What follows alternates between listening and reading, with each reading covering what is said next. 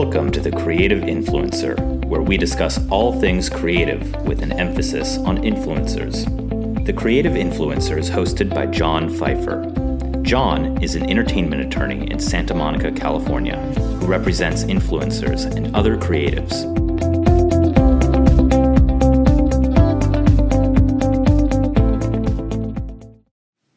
This is episode 15 of the first season of the Creative Influencer podcast. Today we interview Erica Jean. Erica was the first plus-sized female model to ever be on the cover of a fitness magazine and ultimately won a Teen Choice Award. She uses her influence to connect with and help young women. Erica is truly an impressive person, and you're going to enjoy this interview. I am joined today by Erica. Welcome to the podcast. Thank you very much. You are a plus-size model. Yep. You're also a student. Yep. At Pepperdine. A senior. Yep, getting ready to graduate soon. What is your major? I'm advertising with a concentration in art history. You're also married. Yes. Which is unusual for a college senior. Yes. We'll come back to that. You're the first plus-size woman model to ever be on the cover of a fitness magazine. Yeah, so in 2015, I was on the cover of Women's Running, and I ended up getting a lot of accolades for that, including winning a Teen Choice Award and a lot of interviews and things like that. Are you a runner? I do actually run. I recently had a knee issue, so haven't been running lately. Been doing a lot more kickboxing and biking. As I move away from the microphone. So how did it come about that you were on the cover of the magazine? Basically, I was a model in New York, obviously, with Wilhelmina, and I got in contact with James Farrell, who is a photographer. He does a lot of active. He shoots for magazines such as Women's Running, but also clients like Nike, and he saw my book and was like, wow, I really want to shoot her. So originally, I was just going to be inside the magazine, and then once the producer of Women's Running, or the editor, saw my photos, she was like, holy cow, this is amazing. I need to have this girl on my cover. And so they picked one of the photos, they threw it on. I actually didn't know I was going to be on the cover. Oh, you didn't know? I didn't know. So eventually I got a call from my agent saying, hey, so you were on the cover, congratulations, and we have 2 to 3 weeks worth of interviews lined up for you, and we assigned you a PR agent so they can cater you around. So that was all very good. Yeah, it was all very good, but I didn't know about it until the day it was released, so it was very shocking. Tell me about, you dropped this in there, tell me about the book. The book. You said you had a book. The book. I didn't write a book. Oh, my portfolio? Oh. I did not write a book. On the record, did not write a book. I did some research and I didn't find anything about a book. No, so in the industry, we call our portfolios books. The books, okay. So we build up our books in order to book jobs. And for the record, this is my first model interview. Welcome. Yeah. Okay, I want to transition, and we'll come back to the modeling. I've got a whole bunch of questions about that. Okay. Transition to personal stuff. Okay. Get to know you first. Not too personal, though, right? We're not too personal. What question do you ask to find out the most about a person? Ooh, what's your favorite food? What is your favorite food? Ooh, I love chicken tikka masala. Where did you grow up? I grew up all over California, Nevada, but I was born in Walnut Creek.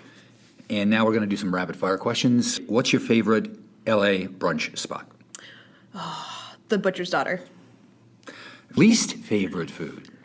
I don't like peas. I don't either. Favorite cocktail? Gin and tonic. And you're over 21, correct? Yes. Good. Barely. What's your favorite concert? What's your first? Let me first concert first. So I was 12 and I went to a Colby Calais concert. And what's your favorite concert you've been to? 21 Pilots. There was recently a fire in Malibu. Mm-hmm. Were you evacuated? Yes, I was evacuated. I was one of the first evacuated. I actually live out in Bell Canyon area where the fire started, but the winds were in our favor, so we were fine. But my husband, I found out this month that he used to be a firefighter. He's an Eagle Scout, so he ended up getting certified as a paramedic and a firefighter and everything else under the sun. So he called me and was like, this is what you take, this is what you do, go to your mom's house, get out, take the dog. What did you take? I took pictures, all of my electronics, all of the clothes that I've gathered from all the photo shoots that I've been on. So I have some really special pieces. And that's pretty much it. And my dog, obviously. You can pick one for the next 30 days.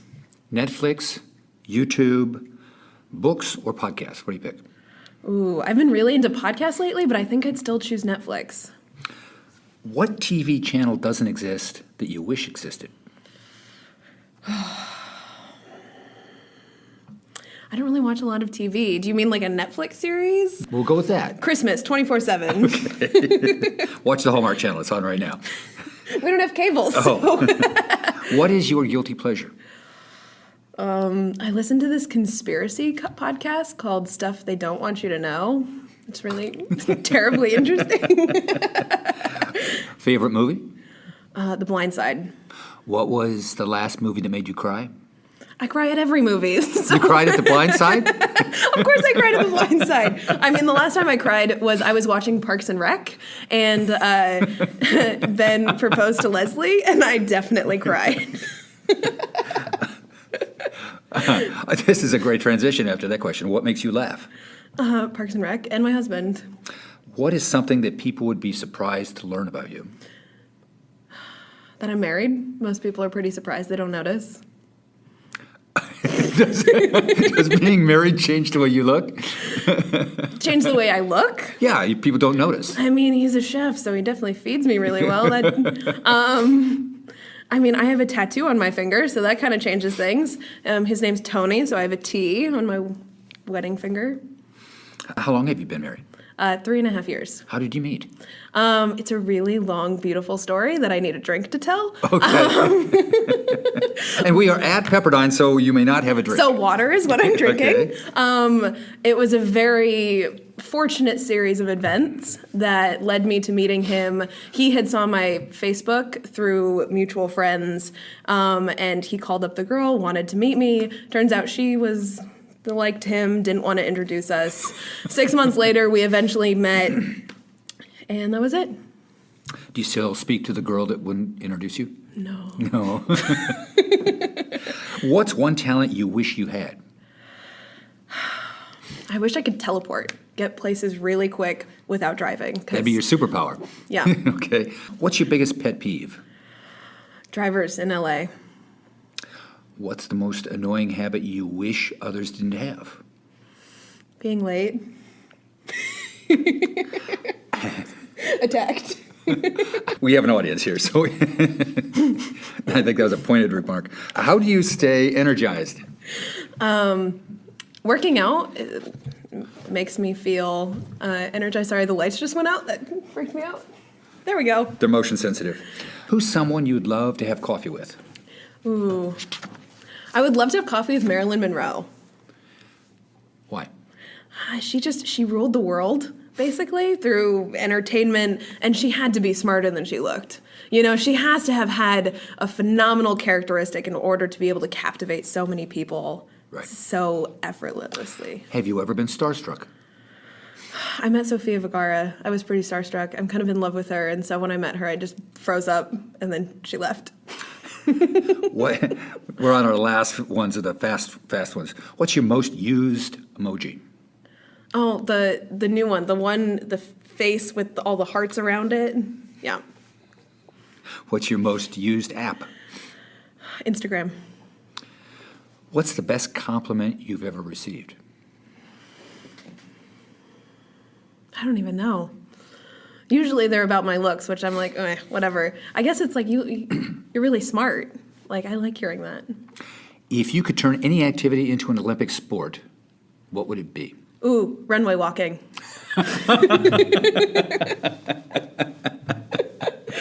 What medal would you get for that? Oh, I wouldn't even know. Tyra Banks can take that. I'll just watch her. I think you kind of foreshadowed this, but are you usually early or late? Early. What is the luckiest thing that has happened to you? Meeting my husband, I'd say. What question would you most like the answer to? Is there a God? That's a good question, actually. I just want the answer, yes or no. Okay. Let's go with yes. Okay. Okay. We'll go with that. We're Okay. Pepperdine. We'll go with that, yeah. Okay, I want to switch gears to your modeling career. Okay. You moved, from the research I found, you moved to New York City at 14. Well, 15. 15? Yep. And when did you first start to model? So I started modeling in LA when I was 13. I was homeschooled, and my mom wanted to get me a little bit more socialized. And so she decided that I was pretty. I just got my braces off. I was playing volleyball, so I got really fit. I got in contacts instead of glasses, and I was glowing up, per se. And she sent in my pictures off my Facebook, not thinking anything, not telling me either. And they called her about a week later, and they said, hey, bring her in. She still didn't tell me. She told me we were going on a homeschool field trip to the La Brea tar pits. And Would you consider modeling to be a tar pit? it'll definitely catch you. You see that paycheck, and you're like, this is where I belong. And then they loved me, and then I started modeling. Were you always homeschooled? No. So I went to school for a long time. I went to a lot of private schools, but we had moved about 10 times before the time I was 11, 10. And so by the time that I had gotten into middle school, I didn't really want to make more friends because I knew we were just going to leave soon. And I was already really ahead of school. Like, I was in Algebra 2 by the time I was in 6th grade. And so my mom was like, hey, you can just teach yourself as long as you'll be fine with that. You can be homeschooled. What's the first modeling project you did?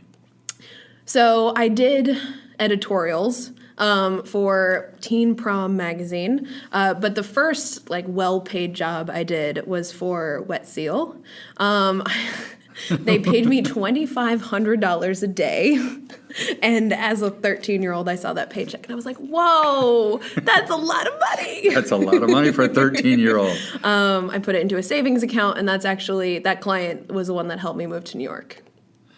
Did you ever take any of that out to get something for yourself? No, not until I moved to New York. I kept most of it in a bank account. And then when you went to New York, what did you get?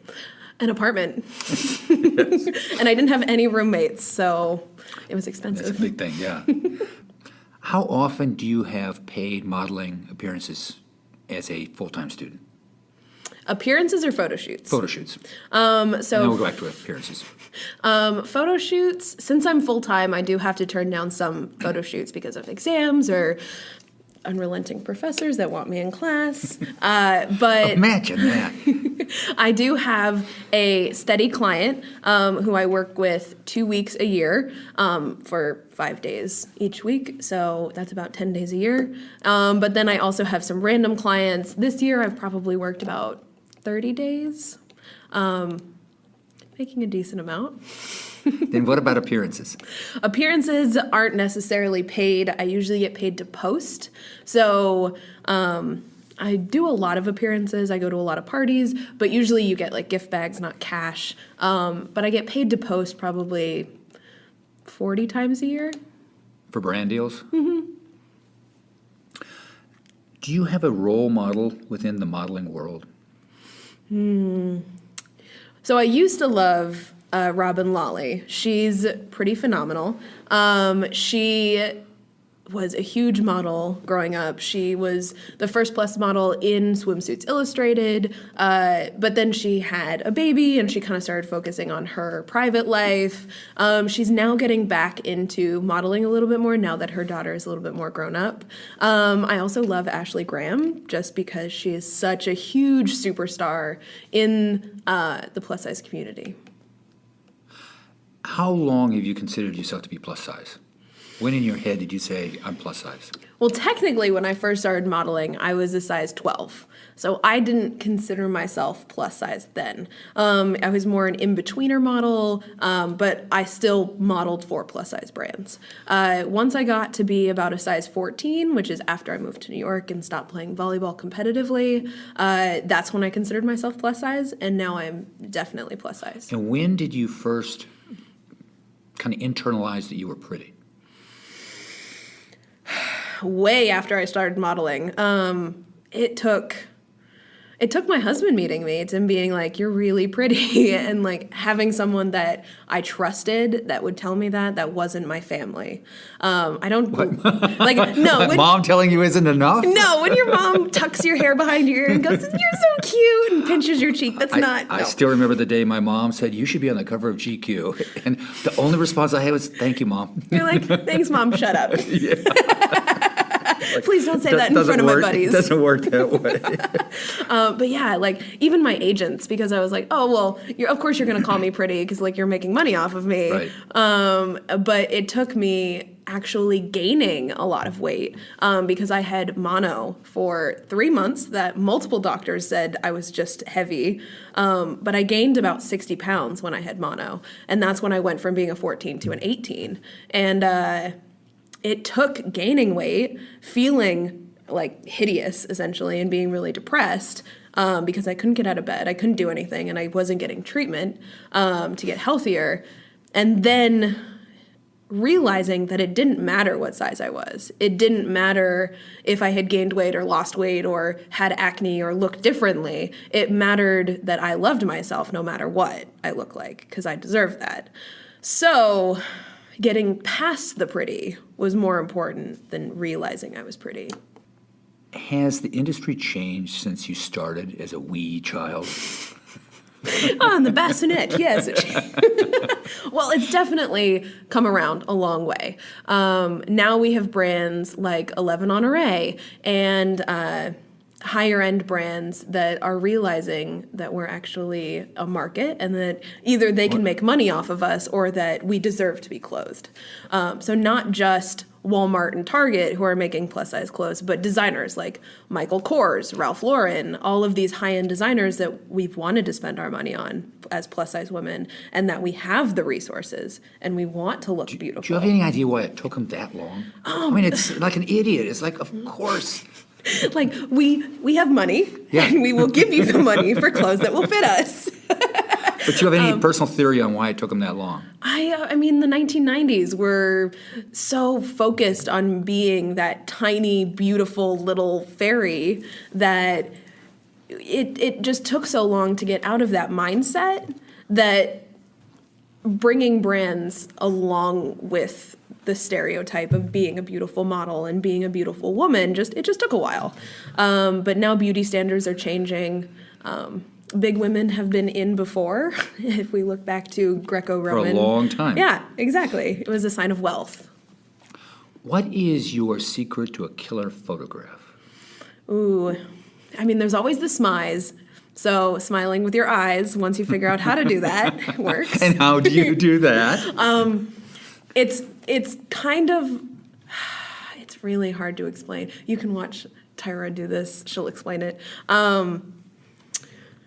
It's smiling with your eyes. Like you just really, a lot of intensity, not too wide because you don't want to look crazy, but kind of like upturning the edges. Is this something you can consciously do?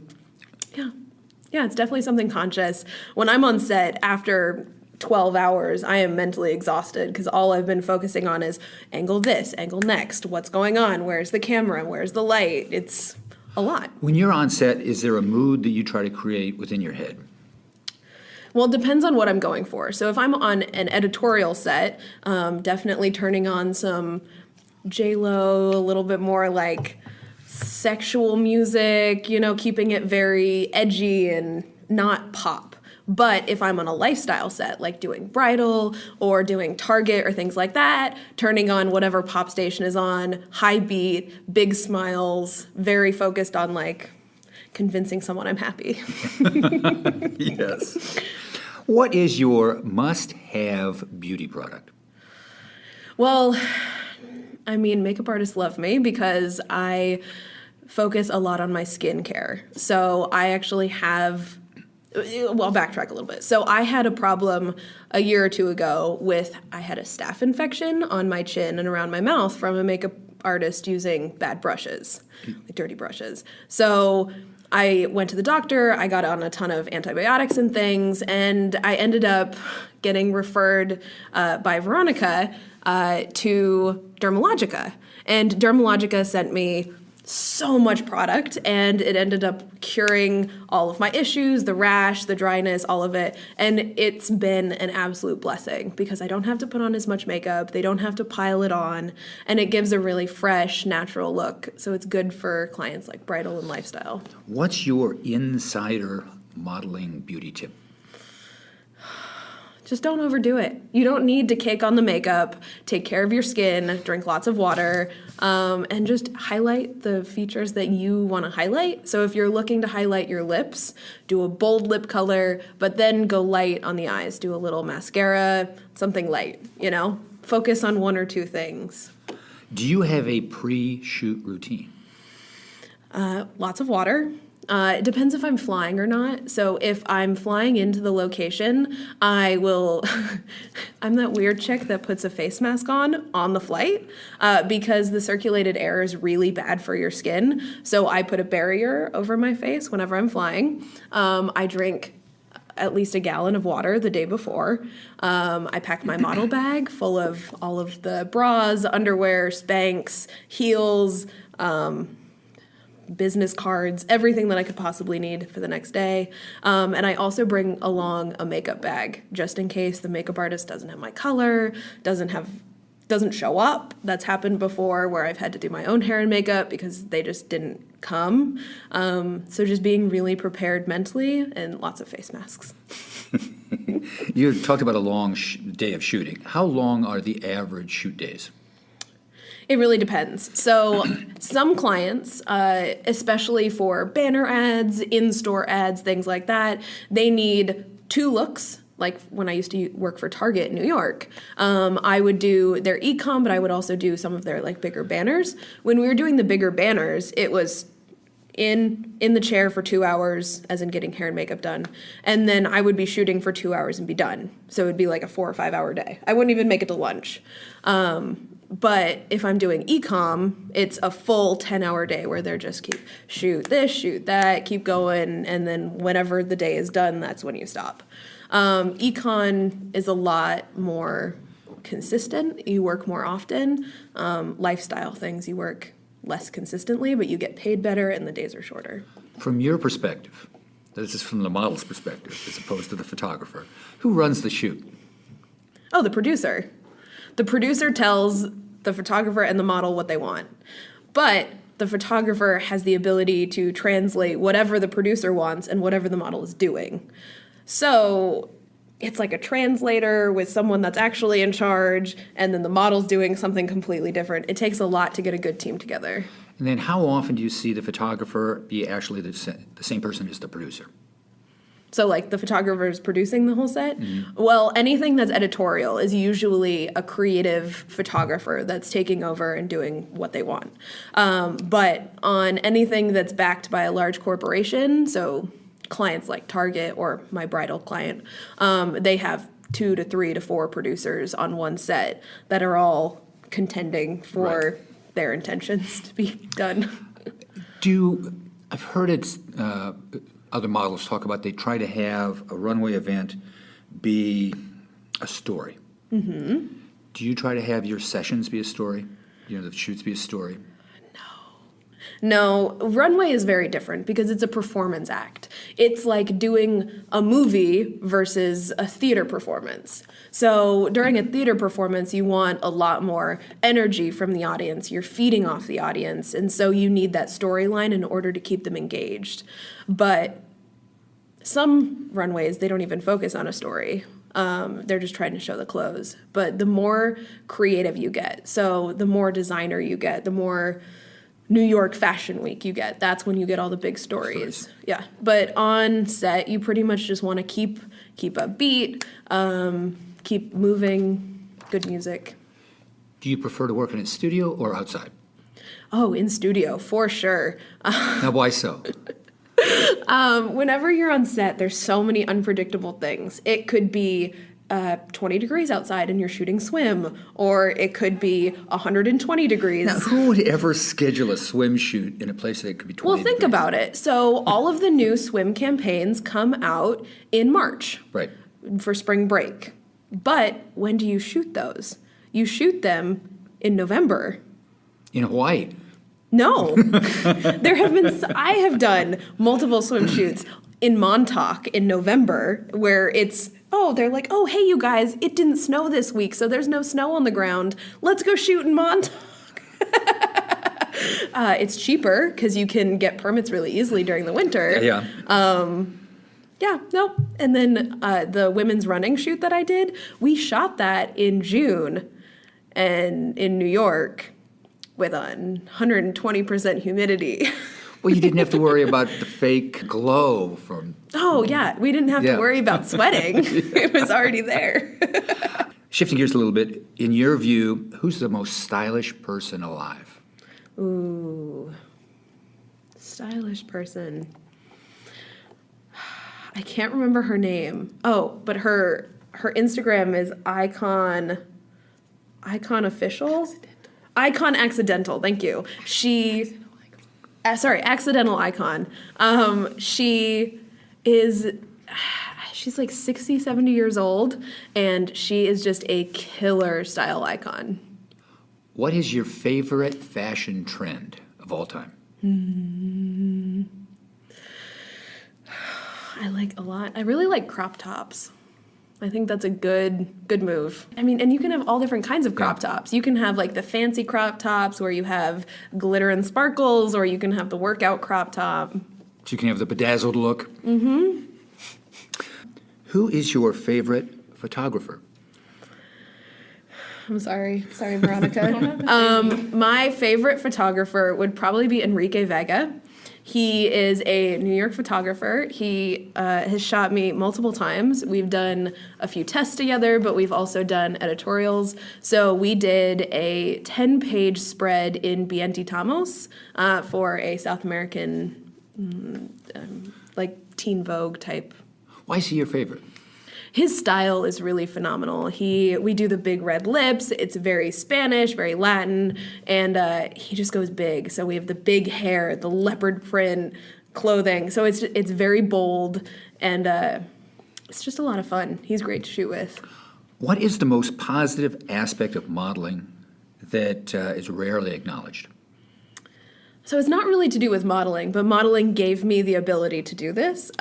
Being a social media influencer as a model, there's a lot of young women that are following me and that I get to connect with and talk to, and they'll message me with their problems or how they're feeling about their bodies, and it's just really beautiful to be able to interact with them on a more personal level.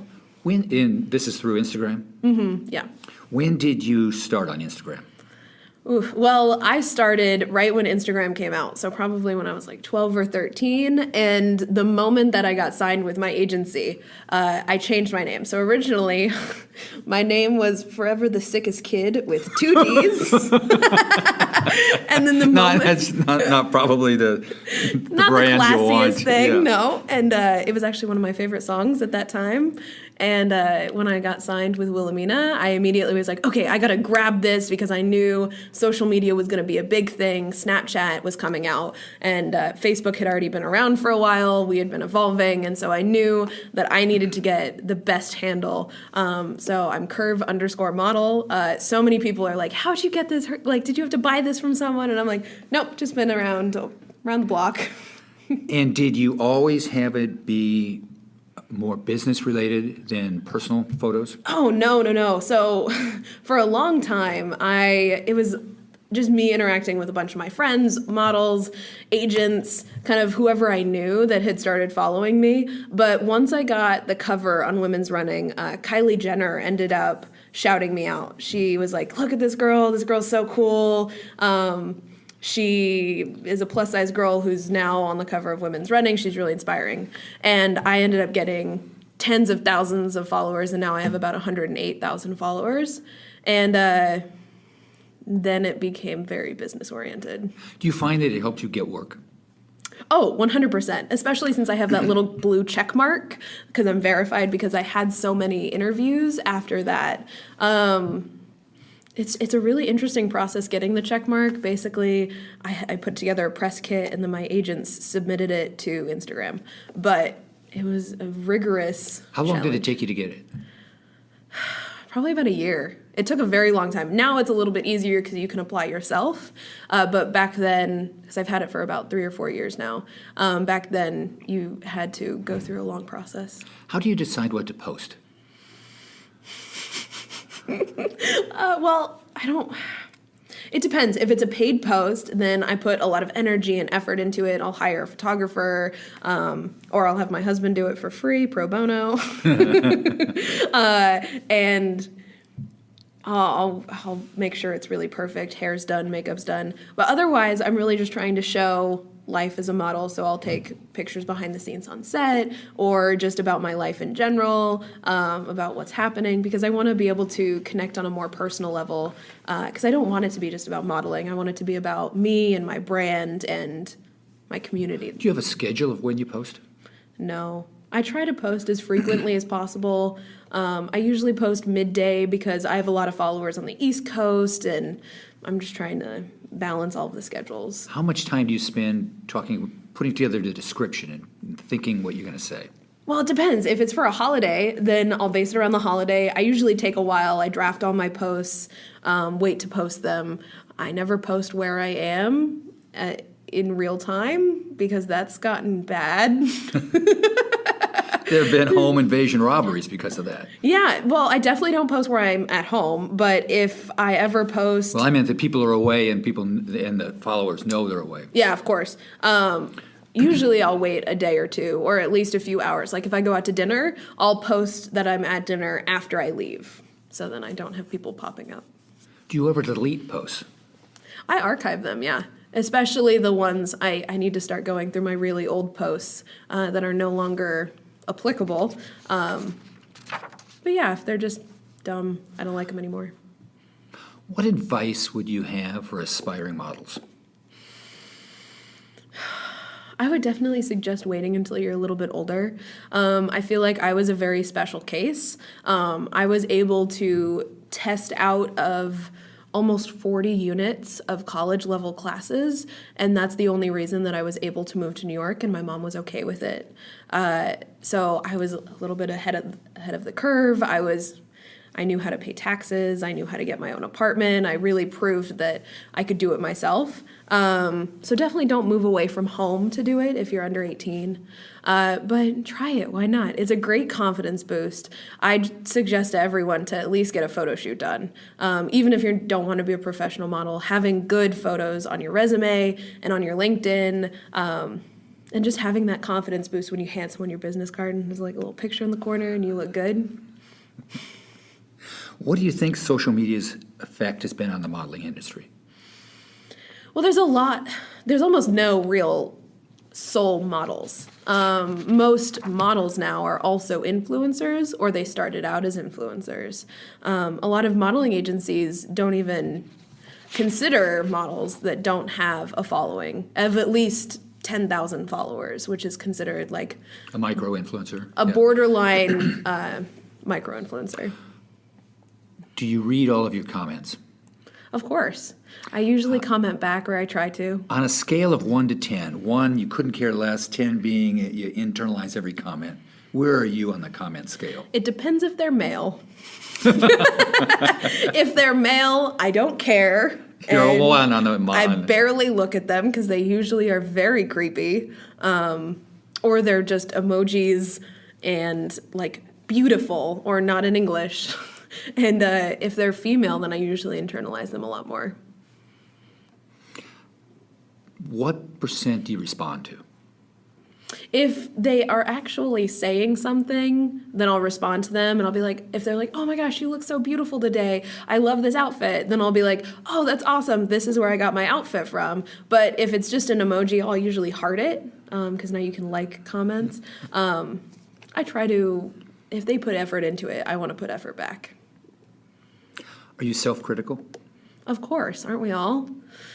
I, like every other girl, struggle with some body dysmorphia or not believing that we're good enough at times. But Instagram and my following and posting has helped me get over a lot of that. From what you've seen in the last 5 years, has it changed just people's view of plus-sized people? Has it changed? I think the view of a certain demographic of plus size. Like now there is an extended size that's acceptable. But even if you're a size 14, but you're only 5 foot, that's still seen as not okay because it's not proportionate to your body. So you'll see a lot of shaming for like Tess Holliday, who is a larger woman, of course, but she's still beautiful and she's still very successful as a model. But you'll see her getting a lot more trash talk than me, where I'm 6 foot, I'm a little bit more proportionate to my body, so that makes it okay. I'm doing air quotes, by the way. But I think it's getting better. We're moving in the right direction. Given that your looks are so important in being a model, have you ever felt pressure to have plastic surgery? Oh, of course. I mean, I'm top heavy, so I've obviously considered getting a breast reduction, but it's more than just, like, for me to actually go through with it, it would need to be more than just I want to look a certain way. So like back problems or something like that would make me consider doing it. But just for the sheer vanity of fixing something about myself, I don't think that that's a healthy mental state to be in. Oh, I agree 100%. How do you consume media? In the sense of, you already said you don't have cable. Nope, so we don't have cable. I don't really watch the news. I do listen to talk radio, which is very abnormal for my generation. I listen to KNX. I listen to a lot of podcasts and things like that. KNX, for the people who are not in Los Angeles, is the news station out here. It's a news station, but they try to be as unbiased as possible. Right. I don't really like listening to extremism. I just want to hear the information. I love BBC because of that, especially when they're reporting on American things. They leave a lot of it out, which is interesting. I want to shift gears a little bit. What is the question you wish people would stop asking you? Are you trying to lose weight? I'm like, oh, well, even if I am, it's none of your business, because I work out a lot and I'll post about it and I'll be like, oh, like, look at me kickboxing, whatever. And the first thing people ask is like, are you losing weight? That's probably a good thing. And I'm like, it's none of your business. Thank you for... I actually heard a plus-size model say that was a bad thing for business.